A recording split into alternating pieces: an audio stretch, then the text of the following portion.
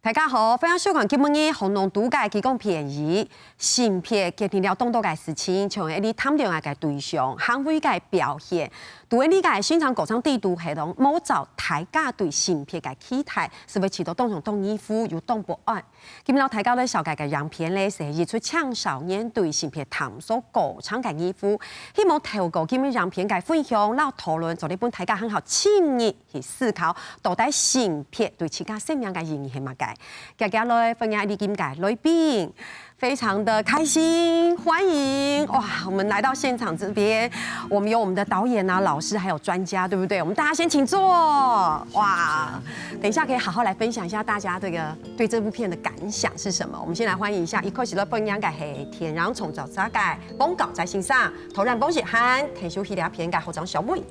主持人好，歡迎你們。聽你哋係呢屆兩性界教育專家總辦事先生，歡迎。主持人好，歡迎老師。所以今天呢，歡迎大家來到這邊一起來看導演帶來的這部片《雨後》，對不對？雨後呢，呢出片呢，突然在世界世界嘅改良市場14歲聽聽哦，係國中2年生。咁呢出紀錄片呢，改良是參加新羅嘅紀錄片，得到綜合組嘅銀牌。雖然講冇長短短嘅5分鐘，不過就呢講係圖你所有嘅朋友，喊你去到學校嘅現場去感受到到底成語嘅面臨嘅困難，然後衣服係乜嘅。那我們現在就一起來看導演這部作品《雨後》。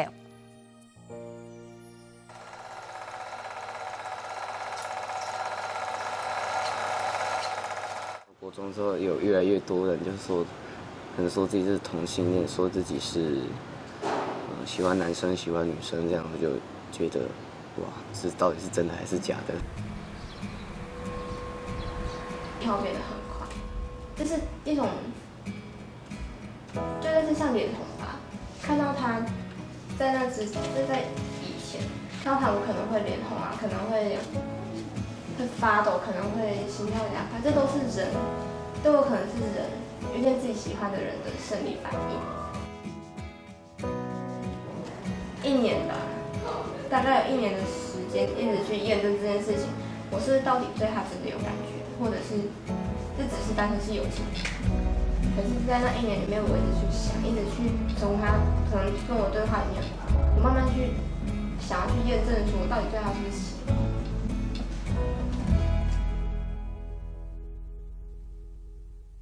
一瞬間那麼覺得說你是把友情誤認成愛情。有是有，所以其實我那時候跟現在也不太確定，可是就是有那麼感覺，就是自己好像男生跟女生就是都可以喜歡的那種，然後去就是查看，然後就看到那些漫畫之類的。很好奇自己的心態來去接觸別人，那為什麼後來會喜歡上？因為其實我覺得看那個就好像是跟那個男女差不多的那種感覺吧，然後我也沒有特別去排斥。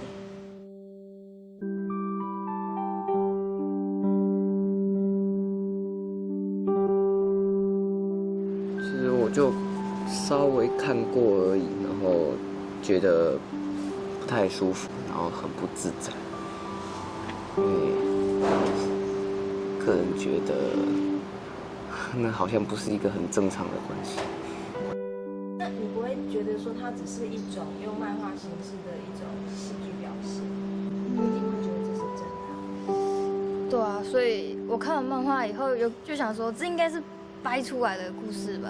所以就有上網找一下同志這一類的東西。可是同志並不是掰出來的啊，就是真的有存在的啊。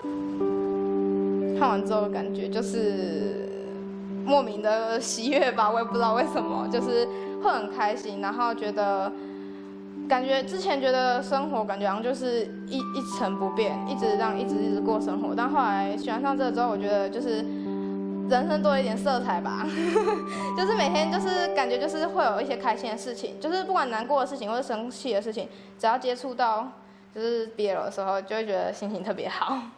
就是有一次去就是小說店，然後要買小說的時候，其實我知道那一本書是 BL 小說，但是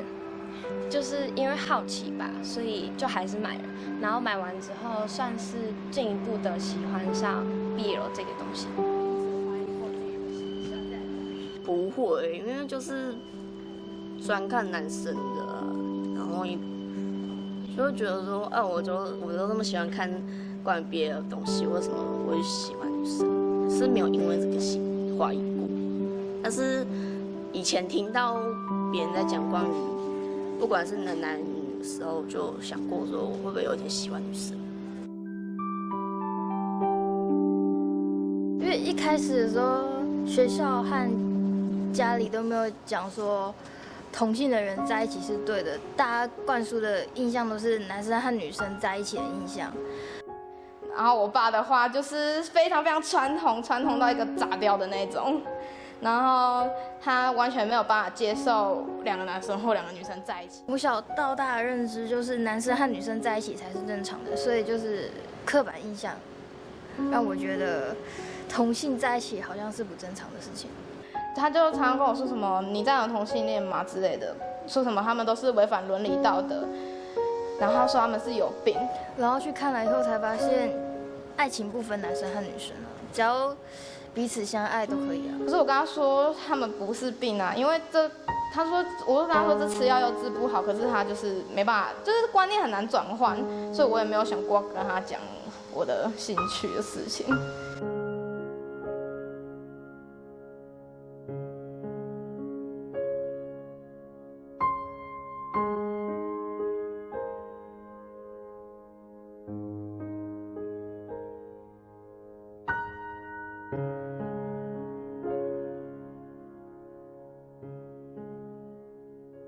这是今天导演易涵带来的作品《雨后》，对不对？5分钟，可是其实内容告诉我们好多的事情哦，而且其实讲到了很多青少年时期自我性倾向探索过程可能面临的疑惑或是困难。我们想问一下导演，这部片你拍的时候才国中，对不对？我们刚刚前面有讲到国中2年级，然后14岁，对，然后那你拍这部片的时候，那里面的都是你的同学吗？对，有些都是我的同学，然后有些是当时国3的学姐。所以听说你当时要找这些人来当你的受访者很困难，对吗？对，因为当时其实大家还不太愿意接受这个议题，所以大家其实都怕怕的。然后我当时就找不到受访者，然后我就只好请小美学长跟教育老师帮忙找。哈哈，所以小美学长那时候就是帮忙他找受访者，所以来呀，你要不要接受我们访问？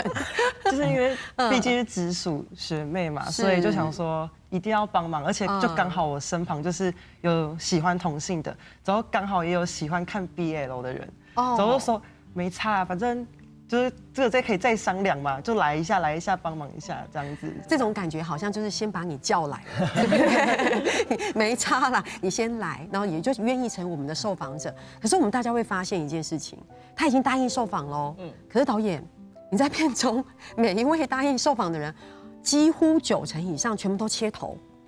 对不对？对啊，因为他们当初就说可以接受采访，但是他们不接受露脸，还有些还要求要变身。还要求要变身，对，后来有变身吗？没有，但是就是卡脸这样。卡脸，对，你看哦，我们找受访者已经觉得很困难了，然后好不容易找到了，我们还要变身，或者是把脸卡掉，对不对？既然这么难，你为什么还要拍这样的主题？因为当时我自己还是很好奇，他们到底是跟风，还是真的有这方面的倾向哦。然后所以我就还是一定要拍这样。对，所以当同学跟你讲说，我跟你讲，我是同志。然后你就会那种是吗？真的吗？你会有那种感觉，还是你只是跟流行？那小美学长你呢？因为你看你下大学1年级，你经历了国中、高中，然后下大一，你觉得是像易涵导演那样讲的吗？因为你跟他一起找受访者嘛，你觉得是跟风吗？还是你觉得有别的？我觉得如果是在国中时期的话，可能因为在国中时期大家就是对这方面的知识还没有建立得很完全，之后他们也会害怕跟别人不一样。所以国中可能比较少人会主动承认自己是同志这个身份，但到高中就可能有点不一样，因为高中就是以我的经验啊，就是有一部分人就会觉得说想要追求他独特的感觉，或是他就是因为潮流的关系，就觉得说哦，就觉得自己同志的话，感觉就是跟别人不一样，之后会有一个话题，别人会想讨论他，照着一些闪亮的地方，让大家觉得他就是像这个同志啊之类的那种感觉，所以就有可能会因为想要跟风或潮流，所以就会说自己是同志之类的。对我觉得这是一个蛮奇妙的过程，因为其实我会觉得孩子在探索性倾向的过程，其实他好像有困难、有困惑，甚至会觉得是这样。可是像刚刚小美学长讲，又会觉得说，我要跟别人不一样，我要显示我的与众不同。阿尚老师你怎么看？我觉得这很有趣，就是其实我自己教书非常多年，就从以前教高中到现在教大学10几年来，我确实有观察到，就是在学校看到的同志学生好像越来越多。我确实有这个明显这个感受。像我自己在学校，比如说我一个班大概可能70几个人。有跟我出柜的大概就会有20来个，已经好几年都这样，这比例很高其实比例，而且是说有出柜，没出柜的我还没算到，是有主动告诉我的。对，但是我所以从这里头我感受到的是说，其实我常不会觉得说是同志越多，而是其实我感受到的是那个校园的氛围对同志议题其实越来越友善，其实让更多的同志学生他其实比较敢去说，尤其是我必须老实说，像我自己跟其他老师分享说，有这么多学生跟我出柜，其他老师就说啊，真的有吗？他们其实会吓到这件事情，然后对，因为我觉得那很大的差别，就是因为我可能在课堂上其实常表达主动对同志议题的友善，然后使得同志学生他知道说，哦，这个人可以讲，我其实可以告诉他，所以我觉得从这里面。我常说，真的是氛围越来越友善，你就越来越容易去看到同志。到底有没有真的变多或变怎样？我觉得这可能会是，就真的很不一定。但是友善是肯定的。对，友善是肯定的，因为我们说他是不是跟风，或是为了是不是显示自己的与众不同，他有没有可能是青少年的次文化？对，但是。至少像老师讲的，如果说现在的社会氛围是越来越友善的，其实大家就会比较愿意的去表达。但也因为这样的愿意表达，所以我们的导演会觉得真还假的，对，就对着这个议题产生了好奇。可是我觉得刚刚意涵讲到一个很有趣的观察，就是说讲到好像觉得友善，然后你就说大家特别可以讲，可是意涵说大家在受访的时候要把头卡掉，对，其实他又有很强烈的知道说，当我出现的时候，其实可能会遭受到。不友善的眼光，他其实还是有很多恐惧在，而且是有压力的。可是刚才我们在片中里面，我们看到短短的5分钟里面，我们可以感受到他们讨论的事情是自我性倾向的探索。到底我喜欢同性还是异性，是真的吗？但是另外几乎有70%在讨论，就是我有看 BL，对，所谓的就是 boys love， 就是所谓的男谈恋爱的这样的一个文本。在这之前，导演你拍的时候你看吗？我没有看过，因为当时觉得 BL 我不知道 BL 里面是什么，然后我就不敢去接触。然后后来才发现它其实蛮像偶像剧的情节。但你一开始会以为它是什么？就我一开始以为它内容可能比较偏色情 A 片那一种，我就不敢看。对，所以你就不敢看，对不对？你看这是意涵哦。那老师你呢？你身为这个电影创作社的指导老师，然后又指导这部片，你之前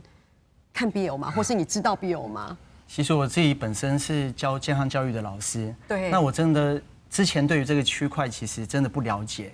那因为我是电影创作社的指导老师之一，然后那时候意涵就提了 BL 这个议题，然后我就会开始去漫画店，然后就看一些 BL 的漫画。老师你自己还真的去漫画店找 BL 漫画来看？对，然后但是我们第一次拍摄的时候，我真的很惊讶，因为那个。就是受访的学生，他就带来他的珍藏品，然后我最惊讶的就是说，他带那个真人版的 BL，然后那时候看了哇，里面的那个写真就是雌雄莫辨，然后美到有点怀疑自己，就说是不是觉得超越你？对，是不是比老师美很多？非常多。对，所以你那时候也觉得很惊讶，对不对？所以大家有没有觉得很有趣？你看哦，其实 BL 的文本。老师之前没有接触，然后意涵这么的年轻，国中他有说，我以前没看过，小美有看过吼？有吗？我国中就我旁边都有那些同学啊，怎么可能都有看过，对不对？老师有看过吧？其实有看，可是我觉得我看不太懂。对，所以你看哦，我们在座的各位，你看有些是完全没看过，那有些就说有啊，我身边都有人看。所以其实事实上 ，BL 在台湾从萌芽发展至今，其实已经快30年的历史了，而且它拥有大量的一个女性读者。对，然后我们就会想说，那到底 BL 是什么？而且现在其实已经很多主流的通路商，他想要抓准这个 BL 的商机。到底 BL 为什么有这么多人看？它到底又有什么样的魅力？所以我们请大家一起来共下对了解一下到底了解嘛解。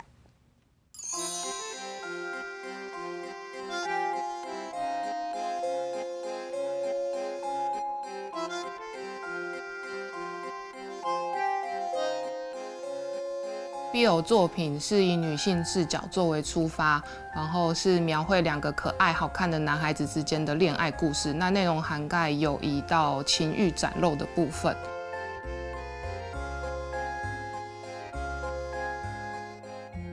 现在很多国高中生的小朋友其实正处于性启蒙的时期，所以他们对于描写情欲场面较多的 BL 作品就会更感兴趣。那在我高中的时候，租书店是最大的获取知识的来源，包含就是 BL 作品。当时要租 BL 漫画或小说的时候，我们都必须进出那个小房间，那跟一些阿伯站在同一个小房间里面。那在进出那个小房间的时候，都会很强烈的感受到一股他人的视线，那种感觉还蛮不自在的，对。基本上，大多数的 BL 作品里面的男性会不太像是现实生活中所存在的男性，那他们身上多数都拥有女性创作者或是由女性视角作为出发的所赋予的一些特质，比如说可爱啊、体贴啊、会做家事、会煮饭等等。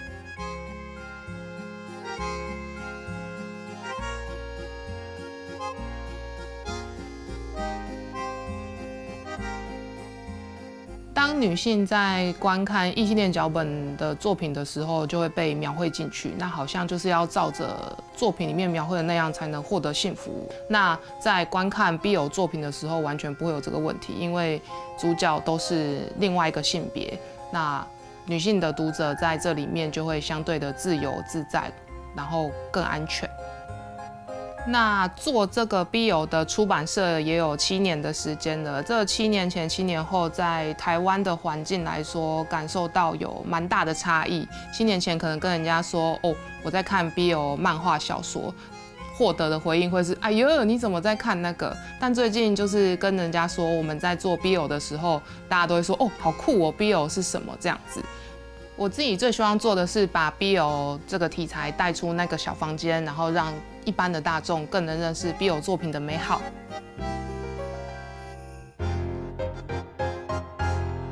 从刚才 V 下的那个短片里面，其实我们可以很清楚的知道，到底 BL 是什么。对哈，因为大家对 BL 的文本有一个可能不一定是正确的想象，或是正确的方向。那回到我们这边，我们就很想了解，就是说，其实看 BL 人这么多，但是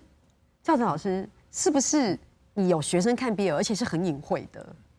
这个我印象最深的就是，因为我当导师嘛，对，所以那个印象最深就是有一次有一个孩子，他就说：“老师，我喜欢看 BL， 然后你会觉得我很恶心吗？”这样，然后当下看到那个恶心的字眼，就是 shock 震惊跟就有点难过这样。对，那我就跟他讲说：“哎，你也没有做坏事啊，你也没有做什么，你就喜欢看而已。”所以其实你不需要觉得自卑或难过或恶心。是，所以你看，听教哲老师这样分享，其实你听完之后心里是难过的。为什么？因为孩子们他感受到的其实是压力，他很隐晦，但是他的压力是：老师，你觉得我恶心吗？这是一个非常严肃的自我控诉。我恶心吗？对，所以这个是教哲老师的学生们，对。或是学生跟教哲老师的一个互动，到底为什么看 BL 要觉得很隐晦呢？老师，我们这边欢迎的是Coco 米老师。那Coco 米老师他其实对于像是香港啦、台湾、马来西亚，对于女性阅读 BL 的文本做了很多的研究调查，还出书。所以我们想问一下老师，为什么看 BL 文本要让所有的人觉得要很隐晦，而且压力要很大？我其实常说，就是文本不是在社会真空中生成的。虽然很多爱好者 BL 的爱好者，女生都会说哦 ，BL 是幻想跟妄想当中的女性的那种投射啊等等的，但它其实最终还是反映我们这个社会当中的一些性别的一些现象。那为什么学生会说出这就是会担心别人因为他这样的兴趣而说他恶心？最主要是2点。第一点就是我们社会上的恐同，对同性恋的恐惧。那 BL 因为我们会说 BL 不等于现实的同性恋，这里当然是指的男同性恋，但是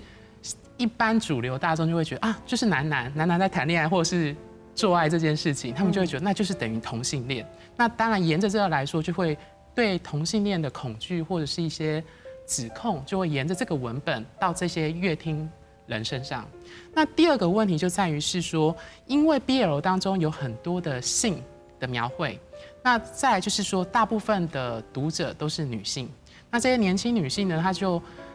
我们这个社会还是有一个双重标准。那个双重标准就是我们认为男性好色是理所当然的，但是女性好男生、好男色就未必是理所当然。是，所以它就会造成一个现象，就是说，如果一个女生年轻的国高中生看到漫画当中有这样男的性的描绘，她就会害怕被别人拿这个东西去攻击她。对，这听起来也就是从以前到现在，好像放在女性身上的一个框架。对，男生看啊，正常嘛，青少年嘛，对不对？哈，性启蒙时期本来就会好奇。女生看哦，不可以哟。这也是为什么大家看 BL 会觉得好像隐晦跟有压力的，是不是阿四老师？其实我觉得刚刚很有趣，就是说刚刚讲到说男生好像看 A 片啊，做一些性的探索是很正常，可是即使在这么所谓正常的一个氛围之下，其实男生看 A 片也是躲起来看嘛，也不会让家长知道嘛，哈，对，就是男孩其实就有自己的秘密小世界，对。可是你就发现说，这里面当一个女性她在阅读 BL 的文本的时候，其实她可能受到捆绑其实是更多重的，不只是说一个探索性，她甚至是一个以女性的身份去探索性，而且她探索的不只是性，她探索可能是跟同性有关的歧义。所以你发现里面它其实包含几个，一个是对女性身份的捆绑，一个是它其实对有恐同的氛围在这里头，然后再加上一个枷锁是恐性，所以你会发现说可能很多小朋友在阅读那个 BL 的那个过程里头，他是更需要去躲起来的那样。对，所以就是为什么会压力这么大，而且我觉得压力大跟躲起来看，都这样的一个压力，我们好像可以理解。但是我觉得最严重的事情是，他会认为我看这件事情是错的。对，我觉得这件事情是我们更要去重视的。所以你看，像导演拍的那部片里面，其实你看大家都还是很愿意的去分享我看 BL 啊，我对看 BL 的感觉，跟他们要切脸，对不对？所以，对我们其实今天很开心可以欢迎到巧克力，对不对？巧克力是一个下念高中，对他愿意来到节目里面跟大家分享，因为巧克力也喜欢阅读 BL， 对吗？是。对，那你看 BL 很久了吗？我从小学5年级开始看，然后我现在是高中1年级，所以差不多5、6年左右。对，所以我们那时候因为巧克力才16岁，对不对？我们就想说，哦，也还好嘛，你才看5、6年，但是那时候他才国小，所以巧克力很年轻。对，那你看 BL 大概5、6年了，但你爸爸妈妈知道吗？会用一些就是比较隐晦的手段去跟爸爸妈妈说，其实我在看这方面的东西哦。可是可能在更年长一点的长辈就不会去提这件事情，因为他们对整个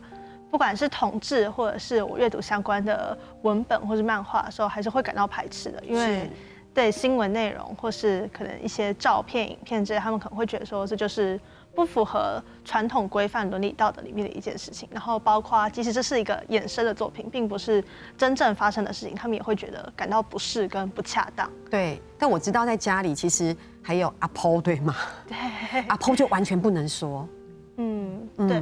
就是年纪再大的长辈，可能接受度就会越来越低。对，而且会担心说了可能也会造成阿婆的负担。你为什么会这么喜欢看 BL？ 其实理由的话还蛮难说清楚的。应该说一开始踏入的时候，其实并没有这么深的迷恋或是很喜欢的感觉，而是一种逐渐的就会觉得说会被这里面的爱情故事吸引，然后喜欢这之间很真挚的感情。所以其实也不只是 BL， 就是对我来说，只要是很真挚的情感流动，其实我都是很喜欢的。对，所以其实对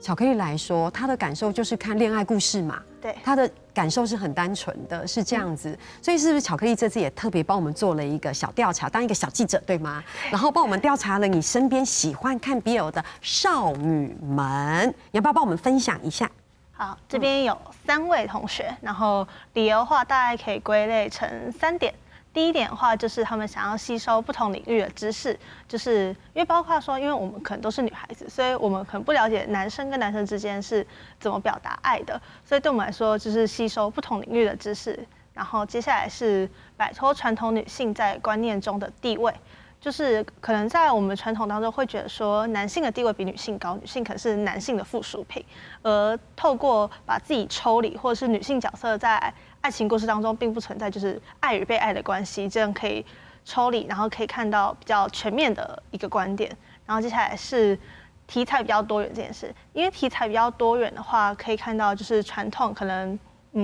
有所谓的套路存在，然后如果跳脱套路的话，跟它相对比较新颖的一个，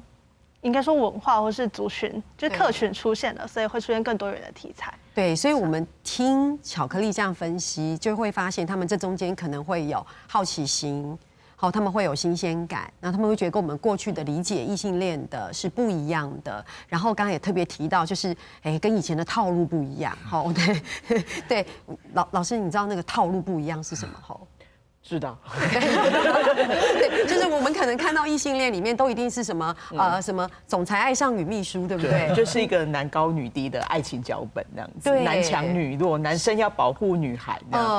对，然后女生好像比较是被动的，没有选择的，所以这可能就是以前我们所谓的套路。所以现在的孩子们来看是会觉得，哎，我不想要再感受到以前那样的一个套路。所以孔明老师，你怎么看巧克力做的这样的一个调查跟分析，他们喜欢看 BL 的原因？我觉得就像刚刚阿诗提到，就是我那时候受访的一些女生，她就提到说，那种最主要还是回到原本，因为 BL 的前身就是刚刚说的言情小说，所谓的 BG 男女的恋爱。对。那刚刚就有提到，像我受访就有提到说，哦，那个在言情小说里啊 ，CEO 多得像河边的小石子，或者是只要有一个花盆砸下来，都会砸到一个总裁，或一个女生只要出了车祸，下车来的不是黑道老大就是总裁。就是说这种男高女低跟男强女弱的这样的性别角色的设定，它就僵化了我称为一个僵化的异性恋脚本。我那时候受访有一些人就会讲说叫既视感。是，好像以前就看过了，对，同样的剧情再次上演，对。那我觉得这是其中一个会喜欢看 BL 的原因，是因为它变成是2个男生，他就不会用男生的套路跟女生的角色的套路去画在这2个男生身上。对。那第2个原因最主要就是我们刚刚还是回到刚刚，就是如果说 BL 当中有对恐同的这样的延伸的话，那反过来说，大家都知道，你越是说一个东西越禁忌，小孩子就会越想看，所以他就挑战了社会的禁忌的那种快感还有刺激。有些人是从这种当中去找到，更多的愉悦啊，或者是挑战社会的一些规范。对，我会觉得就是大家这样子讨论下来，大家有没有发现一件事情？其实除了老师讲的，比如说男强女弱，对不对？或是主动跟被动，我觉得更重要的事情是，当你看异性恋的时候，你一定会有角色的投射。当你角色投射进去的时候，你就会发现，哎呦，我自己是不是里面的那样的一个角色？因为我是女生嘛，对不对？那我是不是那个女秘书？是不是？对。但是如果你看的是 BL 的文本，它讲的是男，所以其实你没有一个绝对投射的对象，你反而是一个抽离的女性的视角去看到2个美男子之间的一个恋爱故事，所以也许对巧克力来说，你一直点头如捣蒜，是不是会觉得很赏心悦目？是这种感觉吗？是，对，所以就觉得很开心这样子。其实投射部分也蛮有趣，就是旁观者或神的视角。是最常讲的一个范例。可是当然有一些女生也会想说，哎，那我可以当里面的男生的主动的那一方，或是比较被动的那一方，那它是一个比较弹性的位置。对，你看，除了我们讲的刚才的原因，还有一个原因就是恐同。对，那我们来回顾一下，就是在导演带来片子里面有一个女孩子，她在里面说的哈，她说这是 W 女说的，她说喜欢看 BL 之后呢，为一成不变的生活带来好心情。好，这看起来是跟巧克力一样，但是爸爸无法接受同性恋，觉得违反伦理道德。爸爸常问我：“你这样有同性恋吗？”我跟爸爸说那不是病，吃药也治不好，所以我没有打算跟他讲我喜欢看 BL， 是不是这件事情就呼应刚才老师说的？爸爸为什么这么担心？因为他认为他恐同，而且他认为是不是看 BL 你就会变成同性恋？我之前受访了一个受访者，她也是国中女生，那她后来考到女校之后，她爸知道她有在看 BL 的兴趣，那某一次她爸就突然对她女儿说：“你上女校之后啊，不要给我去搞同性恋。”他其实背后就是逻辑，就是他担心，因为女儿喜欢看这种男恋的文本，然后他担心女儿进入全部都是女生的高中之后，他女儿会被女生吸引，因为这个文本的关系。可是我那时候就跟很多我之前去演讲就有举例说，可是如果今天他是儿子，喜欢看女的，他如果被家长发现，可是父母亲应该不会觉得儿子上男校他会变成搞男同性恋，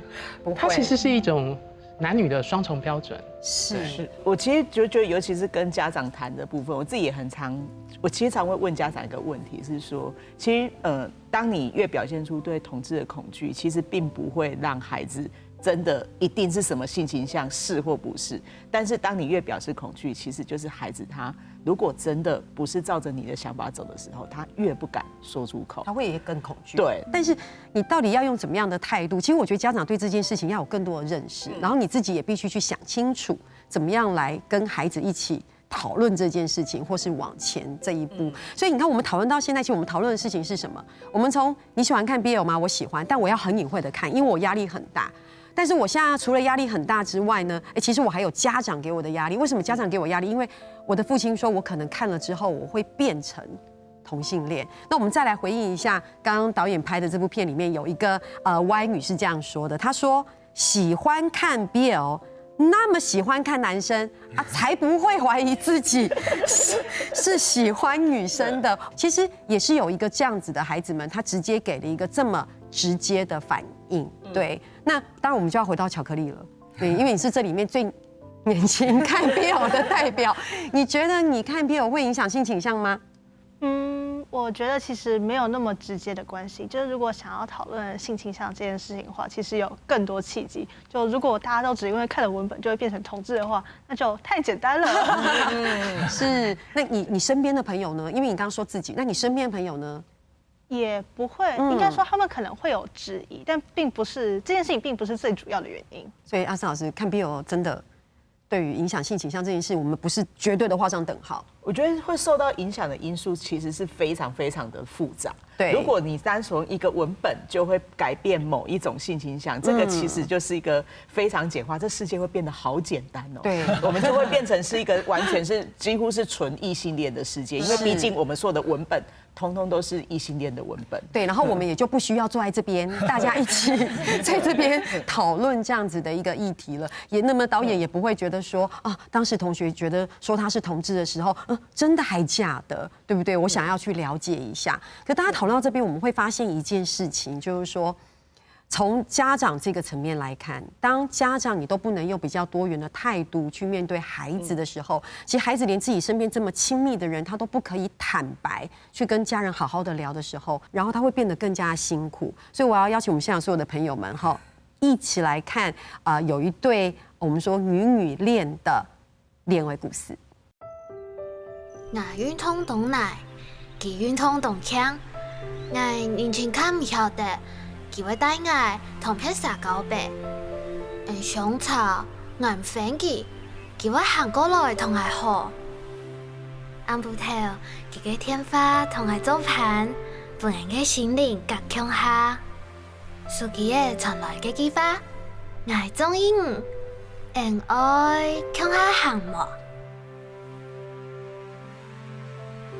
兩個什麼嘅愛情，當然唔本人都講法，騙人嘅無助、在行，都表現出強樣嘅唔理解。佢哋行強下呢，因為呢，唔應該啦。上網證明戀情唔好影響功課，上網證明戀情冇本案老人冇強樣。什麼朋友係做伴遊看嘅？好朋友迄毋本人哋嘅講法，也一切真經無按改呢。我们刚刚看到那短短的动画，其实讲的是2个女孩子之间的恋爱，就是她们的恋爱其实是承担很多的压力的，不是好像很羞涩的、很温暖的，因为他们会有很多人窃窃私语。那我们大家都知道，其实在这个国中啦、高中、青少年这个过程，其实对恋爱好奇是很正常的，就大家都会在这个时候会想要偷偷谈恋爱。可是他们承担的压力好像也不是只是家长说哇会影响功课，感觉上会是我跟你之间，我们这个关系是不可以的，对哈，所以我们要来询问我们的医师，是我们的台大医院的同志咨询门诊以及同志咨询热线的理事长徐医师，你怎么看？现在青少年谈恋爱压力好大。对，其实我们自己在临床上也常常看到这样子的状况。我的门诊看到很多儿童青少年，光是一般的异性恋的学生，在青少年时期谈恋爱，其实可能都已经承受了不少的压力。那更不用说可能是同志学生，他们在谈恋爱的时候，一方面其实也会担心，同儕怎么样看待自己？对，同儕会不会对自己指指点点啊？甚至因为这样子被霸凌、被排挤。即使到现在21世纪的现在，其实在很多的学校还是会看到这样子的状况。他们可能也担心说，那会不会传出去，传到了老师，传到了自己父母的耳中？结果，一般师长可能说不定对于青少年谈恋爱都已经有一点排斥了。那如果遇到同志的孩子谈恋爱，甚至会把他们拆散，这都是许多学生会担心的事情，担心自己受伤，也担心他喜欢的人因此受到伤害。对，其实我们一般会觉得说，比如说两性之间谈恋爱，我们会感觉可能会担心家长带来很大的压力。可刚刚听徐医师这样讲，其实他们在班上受到同儕的压力反而是更大的，因为他们会担心这个部分，反而不敢讲出去。所以这个情侣其实是教哲老师班上的孩子，然后也是小美的好朋友。对，你当时在班上，你们大家是怎么看待这份恋情？你们班上的气氛呢？压力呢？因为就像刚刚徐医师讲，就是其实一般的情侣就也蛮少的，可是更何况同志情侣，就是大家从来都没有看过活生生的同志情侣在班上出现。是，当然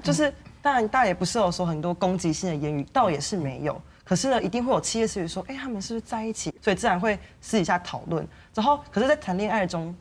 很敏感，大家都很敏感，就觉得说他是在说我怎么样。对，所以其实就是青少年其实蛮在意同儕之间的眼光，因为大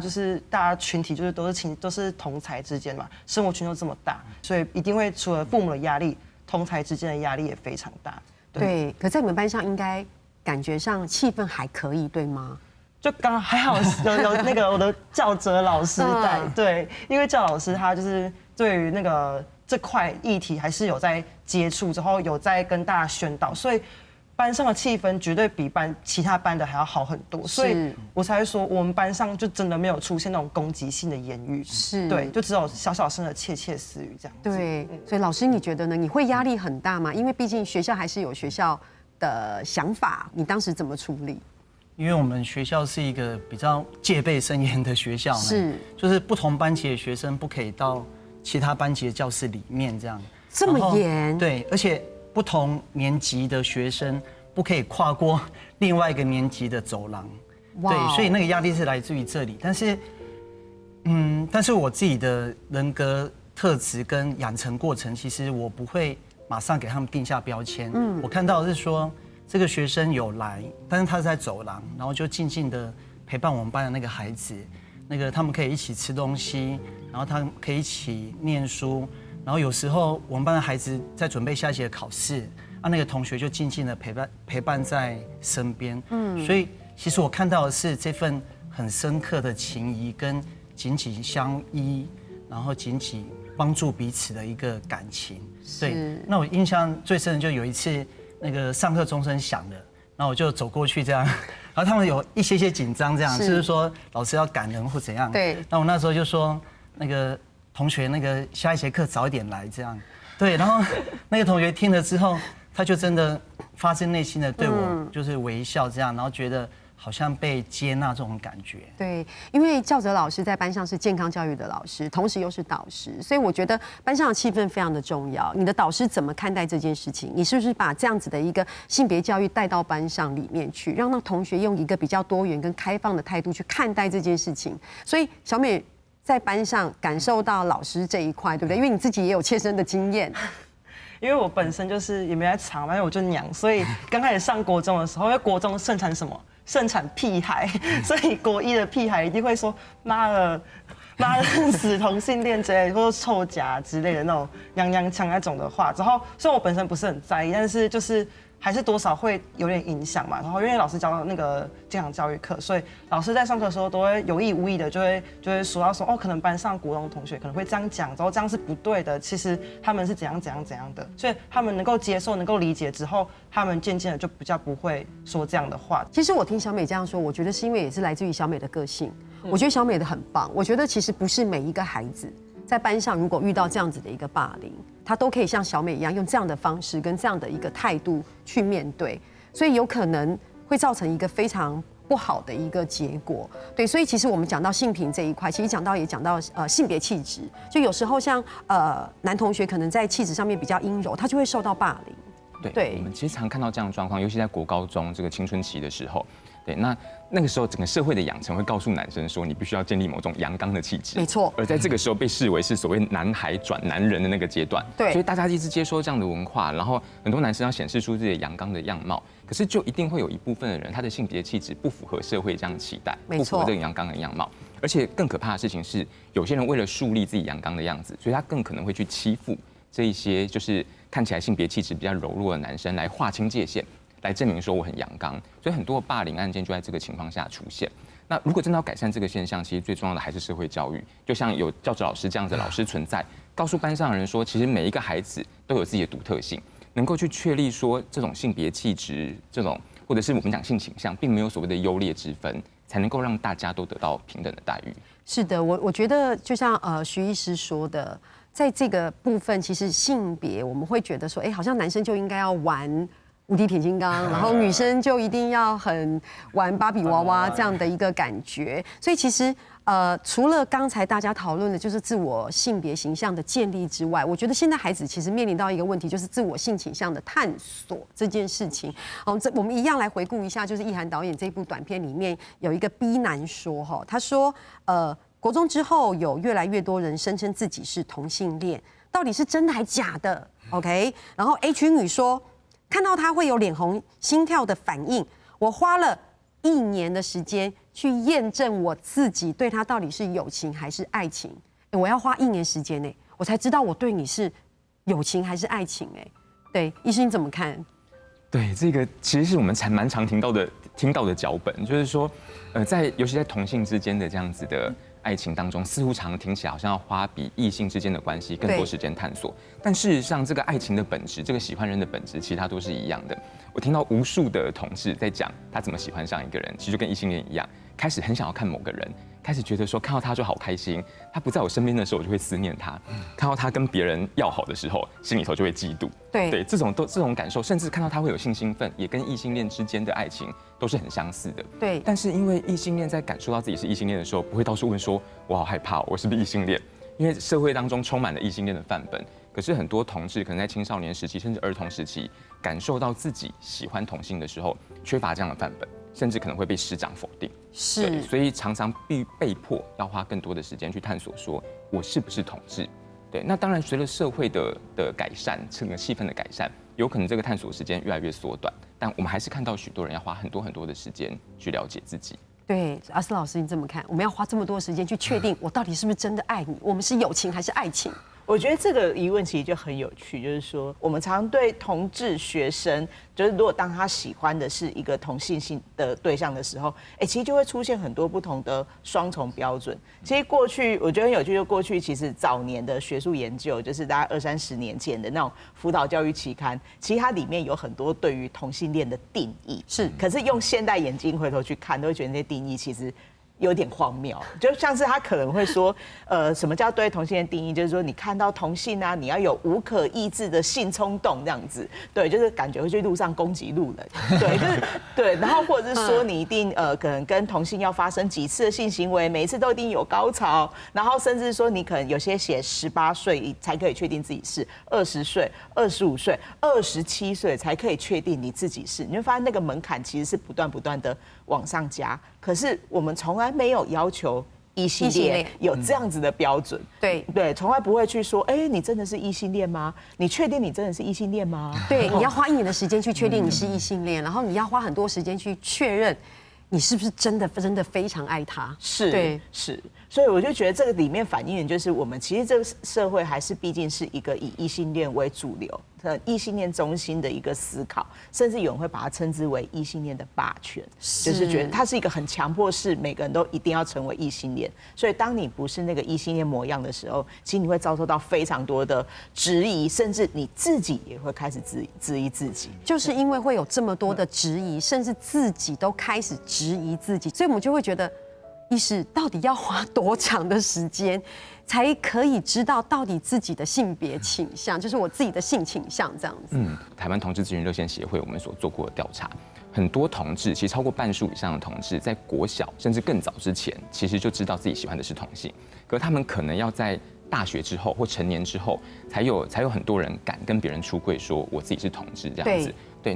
那这个是探索时间吗？其实我觉得不见得是探索，他们可能早就知道自己喜欢的是同性，但是却因为这些社会压力，因为父母的质疑、长辈的质疑，所以他不敢讲出来。所以我觉得这个所谓的探索时间，对每一个人来说都没有一个标准的时间表，对异性恋也一样，对同志也一样，没有标准的时间表。但更重要的事情是，如果社会的气氛越来越友善，那么对同志本身能够更快的接纳自己，其实对于青少年的心理健康才是比较有帮助的事。没错，就像老师说的，他有可能在幼稚园、国小、国中、高中，他可以慢慢的发现自己的性倾向，可是要到大学才可以告诉大家勇敢的说，哎，我确定我是同志。对，然后因为我才可以自我确立这件事情，这实在太辛苦了，非常辛苦，而且是一条很漫长的道路。你想想看，你要等到大学，像小美这个年纪，对不对？你才可以勇敢的说出去，我自己是同志这样子。所以其实老师也说了。医师也说了，这其实取决于我们的整个教育，或是我们整个社会的氛围，或是像刚教哲老师说，班上的气氛是怎么样。所以我们应该要怎么样在这个教育的现场，可以投入怎么样的一个支援？其实我们现在在台湾的性别平等教育法之下，我们其实在12年国教里头，其实有一个很明确的一个不同年龄层的目标，就是关于不同性别特质的一些接纳。然后其实我们从国小到是从认识到尊重，然后其实到国中是到接纳，到高中其实是到肯定，这几个不同的阶段这样。那其实我觉得，虽然我们有很明确的教育的那个实质内涵，可是其实知道很多学校老师在校园里面推动性别平等教育的时候，其实只要还是讲到跟多元性别有关的时候，难免都还是会遭受到很多的阻力。是，然后那些阻力其实就是前面讲到的很多担忧，就是很多家长会担心说，你讲尊重就好了，为什么一定要认识啊？你要讲同志议题，我小孩会就被你教成同志。可是大家其实可以感受到，其实这个问题的本身就是它是个问题，是对，就是它其实它反映的就是它还是对同性恋其实是有高度的恐惧。我们教性别平等教育，从来不是说要把孩子教成哪个性倾向、哪个性别模样、哪个性别特质，而是希望让每一个性别的模样在教育里头都可以受到平等的对待。他希望他在这社会上其实都可以受到平等的对待，不管他是什么模样。对，就像老师说的，其实我们在2004年我们就开始实行性平教育，在学校里面，然后让同学们可以认识更多，而不要有性别歧视、性别霸凌。那徐师，你在这样子的一个现场里面，你觉得这样的性平教育实施之后，有缩短孩子们自我性倾向的时间，或是他们的状态吗？我觉得是有，因为差不多2004年也是我差不多开始投入性别运动跟同志运动，所以等于是一路见证这10多年来，看到就是同志的青少年孩子们，大家对自己探索那个时间的差异。我觉得现在有很多同志的青少年们，他们其实可能在自我了解之后，其实出柜的比例是有增加，对，那个所谓探索的时间看起来是有变短的，所以社会确实有在进步。性平教育的扎根，社会气氛的改变，这确实有在进步，但还是可以看到很多地方，其实很多同志的青少年们还是蛮辛苦的。是对，包括在求学当中的整个校园的氛围，对，包括父母亲或者是长辈能不能够接受，所以还有很多需要努力的地方。对，那导演呢？你听了这么多的分享与讨论，你自己拍这部片的前后，你的态度或是你的想法有改变吗？有，因为我一开始我也是觉得。同性恋是不是怪怪的？但是我因为拍这部片嘛，然后我就会去 FB 之类的，然后就是找正反两方的辩论，然后我就听完就想说，其实支持同性恋也没有什么错，因为他们其实跟我们也没什么不同，我就慢慢的去接受他们。对，之前会觉得很奇怪，现在不会了。对，对我觉得这对导演来说，这也是他看得更多了，他认识的更多之后，他就改变了他对这件事情的感受与看法。对，非常谢谢我们的这个团队，然后以及我们的老师来到这边跟大家有一个这样的分享跟讨论。我在这边要跟大家分享，也让理解各种朋友分享，就是《雨后》这部片其实参加当时的神脑纪录片竞赛的时候，该用是改拼行或改拼译，这样讲的。希望走得到后上音致敬。对谢谢你们信任摄影机，然后可以勇敢的说出自己的心声。杜丽亚片啊，然后你所有嘅观众朋友来分享，也让大家来分享，就是我们也非常感谢这个后生世代的后生音，因为佢哋对性别议题展开了多年来开放，也让我们这样的一个时代，你安样嘅时代做得看到以后嘅强。谢谢大家今天来，也谢谢导演、老师还有学长到这边。希望我们今天来到这边聊得很开心，有吗？哈，对，对，只是好像没有办法让大家伸展开聊一些。